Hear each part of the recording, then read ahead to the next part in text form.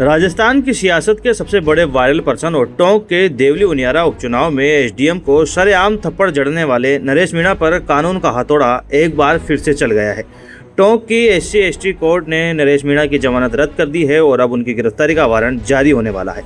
लेकिन जमानत रद्द होते ही नरेश मीणा बुरी तरह से भड़क गए और उन्होंने सीधा पुलिस और सत्ताधारी बीजेपी पर करारा हमला बोल दिया है। मीणा ने का कहना है कि अगर वो बड़े बड़े गुनाह करके भी बीजेपी में चले जाते तो एकदम पाक साफ हो जाते।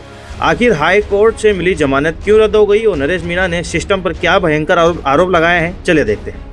सबसे पहले जानिए कि आखिर नरेश मीणा को दोबारा जेल क्यों जाना पड़ रहा है। टोंक के SC/ST कोर्ट की जज आरती माहेश्वरी ने सोमवार को एसडीएम थप्पड़ कांड केस में नरेश मीणा को हाई कोर्ट से मिली जमानत को रद्द कर दिया है।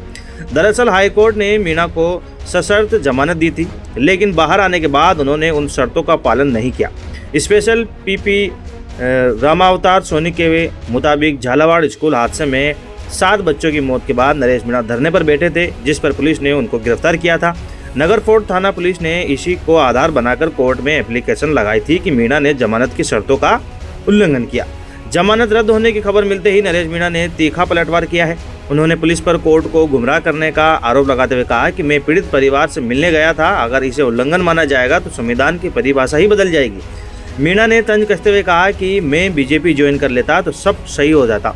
बड़े बड़े गुनाह करके बीजेपी में जाने वाले सभी नेता पाक साफ हो जाते हैं। उन्होंने आरोप लगाया कि सरकार ने सिस्टम पर दबाव बनाकर 9 महीने तक उनकी जमानत नहीं होने दी थी। दोस्तों, इस पूरे विवाद की जड़ 13 नवंबर 2024 को समरावता गांव में हुआ वो थप्पड़ कांड है।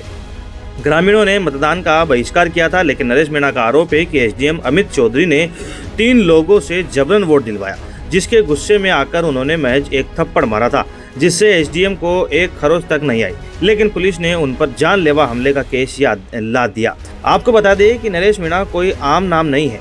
राजस्थान यूनिवर्सिटी के महासचिव रह चुके मीणा छात्र राजनीति के समय से ही उग्र प्रदर्शनों के लिए जाने जाते हैं। सचिन पायलट के समय वे कांग्रेस में शामिल हुए थे, लेकिन 2023 में टिकट नहीं मिलने पर छबड़ा से बागी होकर निर्दलीय चुनाव लड़े और 44,000 वोट लाकर कांग्रेस का खेल बिगाड़ दिया था। तो दोस्तों, एक तरफ कोर्ट का वारंट है तो दूसरी तरफ नरेश मीणा के बगावती तेवर। नरेश मीणा की जमानत रद्द होने और उनके द्वारा बीजेपी पर लगाए गए इन कड़क आरोपों पर आपकी अपनी क्या बेबाक राय है? क्या नरेश मीणा के साथ राजनीति हो रही है या फिर कानून अपना सही काम कर रहा है? कमेंट बॉक्स में अपनी बात जरूर बताइएगा।